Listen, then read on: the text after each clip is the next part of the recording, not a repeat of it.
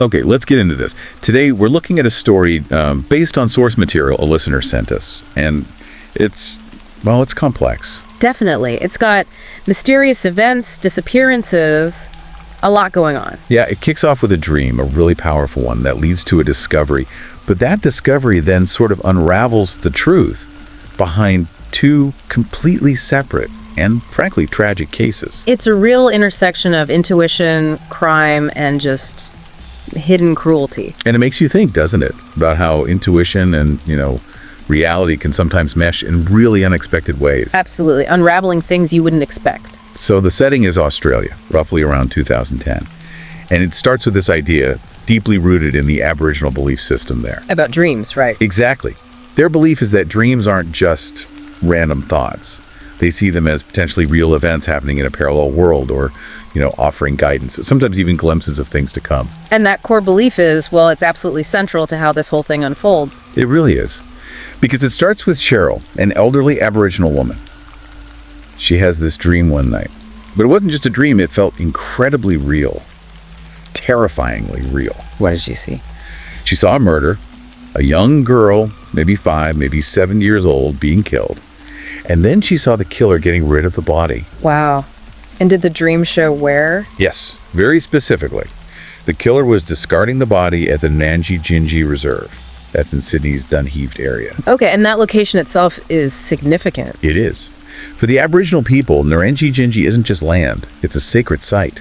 So seeing that specific sacred place in such a violent dream, that would carry immense weight for Cheryl. It absolutely did. She felt it so strongly, convinced it was real, not just some nightmare. She talked to her family about it and described the little girl she'd seen. And that's when the connection was made. Yeah, during that conversation, her family mentioned something worrying that had just happened. A 6-year-old girl named Kycha Webster had disappeared just 2 weeks before. Oh, no. So her family showed Cheryl a photo of Kycha. And she recognized her. Instantly. She said, "That's the girl. That's the girl from my dream." The feeling was just undeniable for her. So even though it sounds incredible, Cheryl and her family decided they had to go. They had to visit the Nangijinji Reserve, guided only by that dream image. That's a remarkable act of faith and intuition, really, setting everything else in motion. So they go to the reserve. Now this place is huge, over 560 acres. Access is usually restricted, but somehow they managed to get in. They started searching the area that looked like what Cheryl remembered from the dream. Just imagine searching an area that vast based on a dream image. Her conviction must have been incredibly strong. It really must have been. They kept looking, and eventually they found this patch of tall, thick grass. And hidden behind it, What was it? a black plastic bag.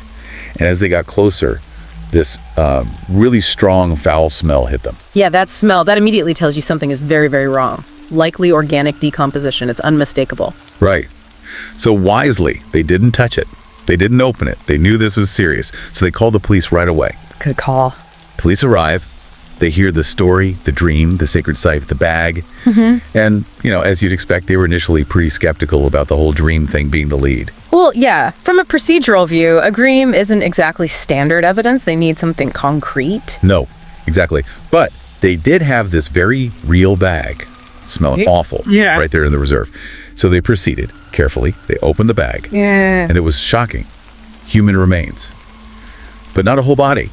It was a human torso. Just the trunk. Headless, armless, legless. Oh my God. And they confirmed it was female. Yes, confirmed female. But here's the twist, especially for Cheryl. The body was clearly an adult woman. It was not the young girl, Kycha, from her dream. But the location matched the dream exactly. Exactly. The Nangijinji Reserve. So the dream led them to the right spot, but the victim was completely different. That is deeply strange. A coincidence. Or something else entirely. Hard to explain. The police investigation immediately kicks into high gear, obviously. Priority 1. Identify these remains. They send the torso for autopsy, trying to pin down the time of death. Based on decomposition. Right. Forensics estimated she died about 2 months prior. So detectives started digging into missing persons cases from around that time frame. Hoping for a match. And they found one. A report for a 31-year-old woman named Kristy McDaniel. She'd been missing for, about 2 months. Police contacted her family, got a DNA sample, hairbrush, that sort of thing. Sent it off for testing against the remains. And bingo. The DNA test confirmed it. The torso found because of Cheryl's dream belonged to Kristy McDaniel. So now the investigation pivots completely. Who was Kristy McDaniel? Why was she killed? Exactly. Kristy was 31, a single mom with a little 2-year-old son. The last time anyone reliably saw her was June 19th, 2010. She'd left her son with his grandparents, said she was meeting friends on a place called Holbush, and then planned to head to Minto to meet someone vague. And her car was found. Yeah, later. Just parked on the road heading towards Minto. Okay, so initial theories. Police considered a few things. Maybe the stress of being a single mom. Yeah. Foul play was obviously high on the list. Her family, well, they hoped maybe she just needed space initially. But as the police dug deeper, they found a secret. Something that changed the picture. Big time. Yeah. They discovered Kristy wasn't just a drug user. She was also selling ice, methamphetamine. Okay, that opens up a whole new, much more dangerous possibility. Right. The theory shifted immediately. Murder related to drug dealing. They started looking at her contacts in that world, and one name popped up repeatedly. A 47-year-old man named Robert Bass, he was a regular customer, bought ice from Kristy. Giving them a solid person of interest. So police decided to pay Robert Bass a visit. This was August 18th, 2010. The source says the same night the torso was actually found, which seems incredibly fast, but that's the date given.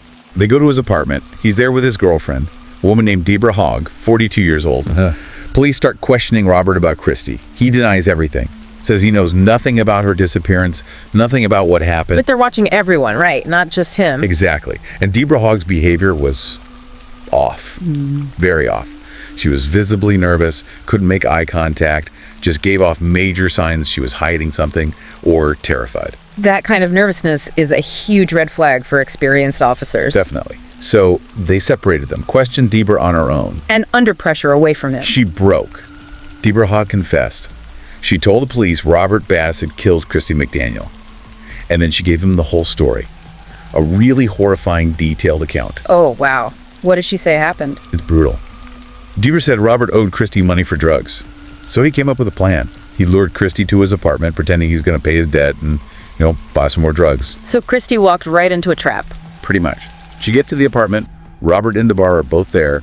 At some point, while Kristy is distracted, Robert comes up behind her. He attacks her, strangles her with a cord. God. Did he kill her then? Not completely. Deborah said she was struggling, still alive. Also. Robert, Work. he then drowned her, held her head in a bucket of water until she stopped breathing. That's just horrific. Cold. It gets worse. Deborah confessed that after Kristy was dead, Robert sexually assaulted her body. What? Yeah. And he did it right there, in front of Deborah. The depravity is, there are no words for that. None. And after all that, Deborah said they both used the drugs Kristy had brought with her. Then, they left the apartment, went out to eat, played poker. Just one about their evening after Intermittent. doing that, it Yeah. shows such a complete lack of anything, conscience, empathy. Absolutely chilling. When they got back to the apartment later, Robert decided they needed to get rid of the body. Deborah said he used a saw, dismembered Kristy's body, wrapped the parts in bags, and then disposed of them in different locations. One of those locations being the Narangi Gingy Reserve, which is where Cheryl's family found the torso. So Deborah's confession laid it all out. The motive, the method, the disposal, everything. Exactly. Based on that detailed confession and finding the torso where she said, police arrested Robert Bass. They also found a saw in his van. Forensics tested it. And found Kristy's DNA. Yep. Kristy McDaniel's DNA was on the saw. Seemed like pretty strong corroborating evidence, right? You'd think so. Dismemberment weapon with victim DNA. He was charged with murder. The case went to trial, wrapped up in 2012. But Robert's defense team, they went hard after the prosecution's case. How? What was their strategy? They attacked Deborah Hogg's credibility. She was the key witness. Her confession was the core of the case. The defense argued she was a heavy drug user, both at the time of the murder and when she gave her statement. They basically painted her as unreliable, maybe hallucinating, definitely compromised. Trying to cast doubt on the only eyewitness account? Precisely.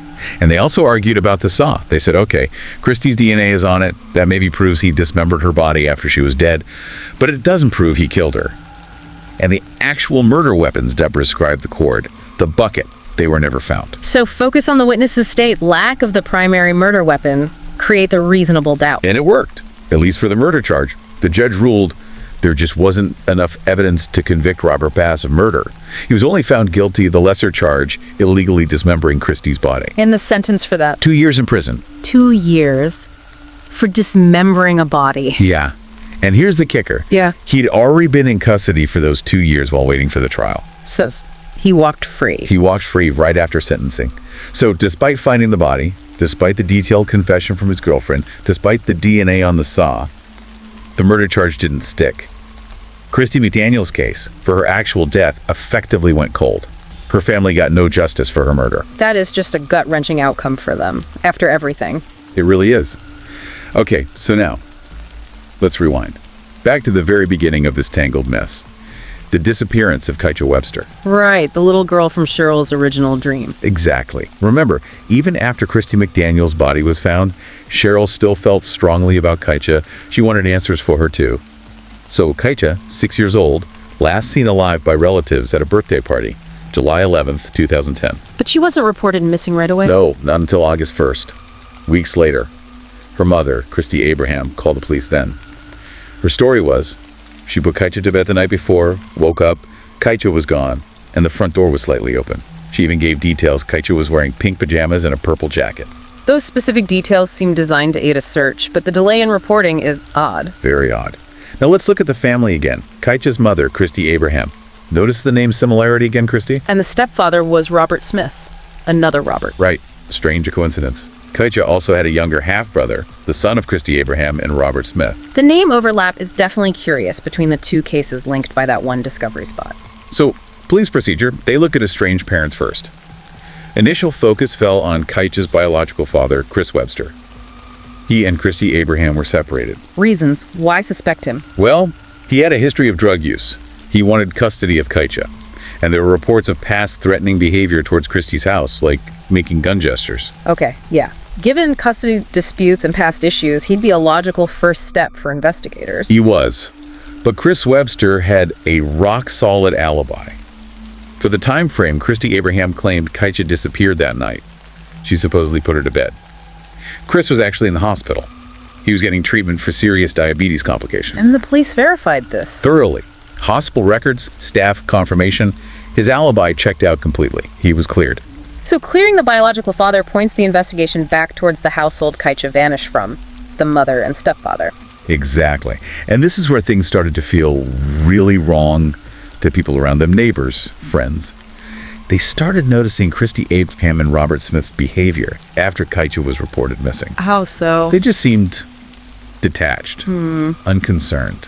While the community was rallying, searching, putting up posters, doing media appeals, Kristy and Robert weren't really involved. They seemed strangely absent from it all. That's incredibly unsettling. For parents whose 6-year-old is missing, that lack of visible urgency or grief would be alarming. Hugely alarming.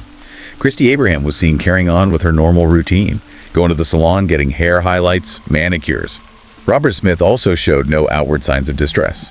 And on top of that, they were making plans to move away with their younger son. Moving away. While their daughter is missing, that just screams that they weren't expecting her back. It really does. And remember, Kristy Abraham's close friend, Allison Anderson, she was actively helping search for Kycha. Allison started noticing things too, like when she mentioned Cheryl's dream, the Aboriginal elders' dream about finding Kycha's body buried in the reserve. Kristy didn't react with hope or relief that there might be a lead. No, she seemed shocked, flustered, almost scared by the idea. As if the idea of Kycha's body being found was the last thing she wanted. Maybe hit too close to home. Yeah, that's what Allison felt. Oh. Allison was also helping them pack when they were getting ready to move. She went into Kycha's room, and it was bare, stripped clean. None of the personal things, the toys Allison knew Kycha had. Like erasing her presence. Exactly. And then Allison saw something chilling. That purple jacket, the one Kristy claimed Kycha wore when she disappeared, it was on the floor while they were packing. Kristy just kicked it out of the way with her foot. Didn't pick it up, didn't show any care, any sadness. Just kicked it. Wow. That tiny action speaks volumes, doesn't it? Cold detachment. Allison's unease was clearly justified. Police suspicions were mounting too, based on all this behavior. They dug into Kristy Abraham's background, and they found something significant. A documented record of her physically abusing Kycha in the past. What kind of abuse? She had apparently bitten Kycha's shoulder during an argument she was having with Kycha's biological dad, Chris Webster. Okay, so a history of violence towards Kycha herself. That, plus the current behavior. Yeah, it put Kristy and Robert firmly in the spotlight for police. They decided they needed to search the house before the couple moved out, got a warrant. Did they find anything obvious? Not at first glance. But then they brought in the forensics. Luminol, the chemical that reacts to trace amounts of blood, even if someone tried to clean it up. And luminol doesn't lie. It doesn't. They found significant blood stains in Kycha's bedroom. And the analysis showed some stains were older, suggesting past injuries had happened there, but some were newer, consistent with a more recent, potentially violent event. So, physical evidence of violence, likely repeated violence, in Kycha's own room, but still no Kycha and no confession. Right. They had evidence of abuse, strong suspicions, but no definitive proof of what happened to Kycha this time or where she was. They needed a different tactic. What did they do? They decided to go undercover. An officer was assigned to befriend Kristy Abraham and Robert Smith. Slowly, carefully, build trust. This wasn't quick. The operation went on for a whole year. Wow, a year. That takes incredible patience and skill from the undercover officer living that lie. It really does. But finally, in April 2011, it paid off. The officer had gained Kristy Abraham's trust. She felt safe talking to her, thought she was a genuine friend, and during one conversation, Kristy confessed. She told the undercover officer the truth about Kycha's death. Believing she was confiding in a friend, that must have been a devastating confession to hear. Absolutely. Kristy revealed the incident didn't happen in August when she reported Kycha missing. It happened back in July 2010, around the time Kycha was last actually seen by relatives. So the missing person report was a lie from the start. What did she say happened? She said Kycha was crying, fussing about putting her pajamas on properly. Kristy got angry, frustrated, and she said she accidentally kicked Kycha with her foot. Accidentally. Yeah. But hard enough to. Hard enough that Kycha lost her balance, fell, and hit her head on the bed frame. Yeah. Kristy said Kycha immediately went limp, unresponsive. She described her as being like jelly. Oh, God. Did she call for help? No. Her reaction was bizarre. Yeah. She tried to revive Kycha by putting her in a cold bath. She said Kycha just made strange noises. Then Kristy put her back on the bed. Still didn't call for an ambulance or anything. And the stepfather, Robert Smith. He came in later, saw Kycha wet, unresponsive on the bed. He didn't seek medical help either. Neither of them did. They saw a child clearly critically injured, maybe dying, and did nothing. That's criminal negligence at the very least. It is. Kristy confessed they just left Kycha on the bed overnight. They went to work the next day, leaving her there alone, unresponsive. They went to work. Yes. When they came back home, Kycha was dead. And instead of reporting it then? They decided to cover it up. Immediately. They put her little body in a suitcase. A suitcase. And kept it. Kept it in their bedroom. For 5 days, while Robert Smith apparently looked for a place to dispose of the body. And during those 5 days, Kristy admitted they acted normally, went shopping, even bought toys and posters, Bob the Builder posters for their younger son, while Kycha's body was in a suitcase in the next room. The coldness of that it's almost impossible to comprehend. Eventually, Robert took action. He got a taxi, took the suitcase out to a rural area, bushland outside the suburbs, walked in. He considered burying the suitcase, she said, but worried animals might dig it up. So what did he do? He took Kycha's body out of the suitcase, Yeah. and he burned it. Burned her body to ash right there in the bush. Yeah. Then he buried the ashes in a shallow hole, took a taxi back home. Destroying almost all evidence. Exactly. And then, after all that, they waited until August 1st and filed the missing person report with the fake story about the door being ajar to create a false timeline, hide what really happened back in July. Calculated, deceitful, just evil. And the undercover officer recorded the whole thing. Kristy apparently mentioned her fear of going to jail as the reason she covered it up. So the police had it all on tape. They did. Based on that recording, they moved in, arrested Kristy Abraham, who was 28 by then, and Robert Smith, 31. The date of the arrest was April 22nd, 2011. And that date is significant. Horrifically so. It would have been Kycha Webster's 7th birthday. Oh, that's just heartbreaking. Did they confess after arrest? Yes, both of them did. Confirmed the details Kristy had told the undercover officer. Robert Smith then led the police to the spot in the bushland, to the shallow grave where he'd buried Kycha's ashes and some tiny bone fragments. Was an autopsy possible cause of death? They did an autopsy on the remains, but because of the burning, the decomposition over time, it was impossible to determine the exact medical cause of death, whether it was a kick, a fall, neglect. They couldn't say for sure from the remains. But the bones themselves, they told another story, didn't they? They told a terrible story. Analysis revealed multiple past injuries, healed fractures, indicating Kycha had suffered repeated physical abuse over her short life. What kind of injuries? Evidence of healed fractures on her nose, her jaw, her skull, about 10 different places on her skull. Multiple teeth had been knocked out at some point.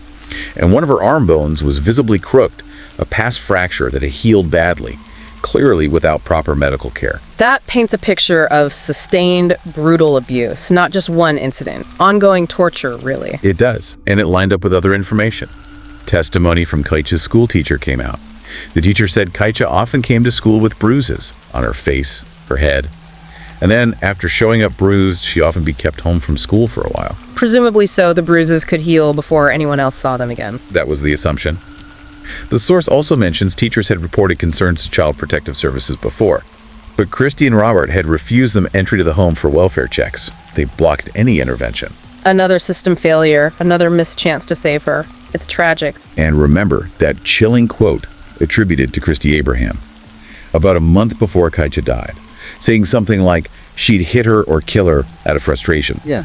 A friend also speculated maybe Kristy's abuse stemmed partly from Kycha looking like her biological dad, Chris Webster, whom Kristy intensely disliked. When all this came out, the community was just horrified, especially seeing how Kristy and Robert had put on this show of being grieving parents. That public deception makes it even more sickening. The trial for Kristy Abraham and Robert Smith took over 2 years. It finally concluded in late 2013. Kristy Abraham was found guilty of Kycha's murder. And her sentence. Minimum of 16 years in prison. She'll be eligible to apply for parole in 2027. The judge emphasized the vulnerability of Kycha as a factor in the sentence. And Robert Smith, his conviction was different. Yes. He was found guilty of being an accessory after the fact to murder, and also for failing to get medical help for Kycha when she was injured. His sentence was 12 years, reflecting, I guess, his passive role in the initial injury, but his very active role in the cover-up and disposal. Different levels of culpability, different sentences. So the case was closed. Case closed. Kycha's remains were released. Yeah. And it was her biological father, Chris Webster, the man they first suspected, who took on the responsibility of arranging her funeral, her memorial service. Giving her a final farewell. Yeah. People wore purple, her favorite color, left flowers, toys, notes at her grave, a final, heartbreaking tribute. So, bringing it all back together, this single dream. Right, Cheryl's dream. It was seemingly about Kycha, this murdered little girl, but it directly led police to the body of Kristy McDaniel, a completely different victim, but at the exact location from the dream. And the investigation to Kristy's death, while it didn't solve her murder legally, it sort of stirred things up. Maybe indirectly led to the focus that eventually caught Kycha's killers. It's hard to say definitively, but the discovery certainly brought intense police focus to that area and those connected, even tangentially. The undercover op for Kycha seems separate, but the whole chain started with that dream-led discovery. Makes you wonder, doesn't it? It really does. About intuition, coincidence, how justice sometimes works in these incredibly strange, winding ways. Was the dream a direct premonition that just got the victim wrong but the place right? Or maybe it was pointing to a body, anybody, at that sacred site, knowing that discovery would trigger something, a necessary chain of events? We'll never know for sure. So that's the story. One mysterious dream leading to the discovery of one tragic death, and then through a completely different path, uncovering the awful truth about another. It really leaves you thinking about those connections, between intuition, our inner world, and the sometimes brutal realities hidden around us. It's a really powerful and obviously somber story. A reminder that sometimes answers come from the most unexpected places. Whether it's a gut feeling, a dream, or just someone finally paying attention to the small details that don't add up. Yeah.